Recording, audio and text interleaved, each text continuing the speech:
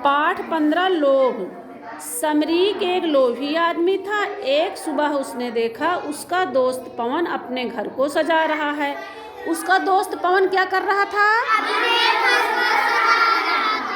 सजा रहा था। समरीक ने उससे पूछा, क्या बात है, इतनी सफाई और सजावट चल रही है? पवन ने उत्तर दिया, किसी को बोलना मत, सिर्फ तुम्हें बता रहा हूँ, आज मेरे यहाँ पर भगवान आने वाले हैं। क्या कहा उसने? आज मेरे घर में कौन आने वाला है? सिर्फ तुम्हें बता रहा हूँ, आज मेरे यहाँ पर भगवान आने वाले। अरे आएंगे तो कुछ देकर ही जाएंगे, इसलिए उनके लिए घर सजा रहा हूँ। समरीक सुनकर सोच में पड़ गया।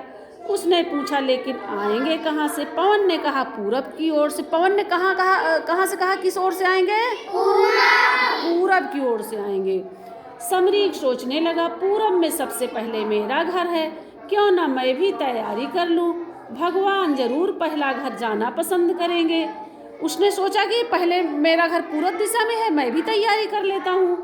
घर आकर उसने अपने घर को पूरी तरह सजा लिया।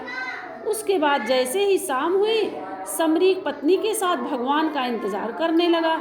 आधी रात तक इंतजार करने के बाद भी जब भगवान नहीं आए तो समरीक ने पत्नी से कहा, हम लोग घर के अंदर हैं, इसलिए शायद भगवान नहीं आ रहे हैं। उसने क्या कहा? कि हम लोग घर के अंदर हैं, भगवान नहीं आ रहे हैं, हमें दरवाज़ा खोलकर बाहर ही रहना चाहिए, भगवान चुपचाप आना चाहते हैं। फिर दोनों घर से बाहर आकर इंतजार करने लगे। उसी समय एक चोर घूम रहा था। क्या घूम रहा था? उसने चादर से पूरे शरीर को ढक रखा था। जब उसकी नज़र समरीक के घर पर पड़ी तो वो चौंक गया। दरवाज़ा खुला था। यह देख वो चुपचाप घर के अंदर चला गया। चोर कहाँ चला गया? घर के अंदर चला गया। समरीक चोर को ही भगवान समझ बैठा। समरीक ने क्या समझा? चोर को भगवान समझ लिया ना। जैसे ही चोर अंदर गया और खुशी से झूम उठा, अब भगवान कुछ ना कुछ देकर ही जाएंगे। चोर ने अंदर जाकर सारा कीमती सामान जमा कर लिया। वह सामान लेकर निकल गया। थोड़ी देर बाद समरीक पत्नी के साथ अंदर गया। उसने देखा कि सभी कीमती सामान गायब हैं। उसने माथा ठोक लिया और समझ गया कि वह लुट चुका है। क्या समझा वो?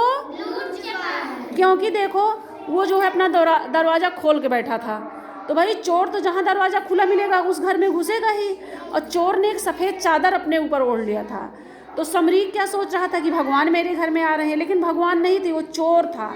और सामने घर का दरवाज़ा खुला देखा वो उनके घर में।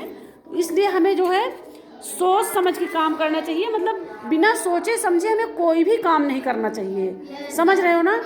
और अगर देखो समरीक को लालच न होता, उसको तो लालच था कि भगवान आएंगे तो मुझे कुछ देंगे, अगर लालच ना होता तो ऐसा काम नहीं होता, अपना घर का दरवाज़ा बंद करके सोता हो ना।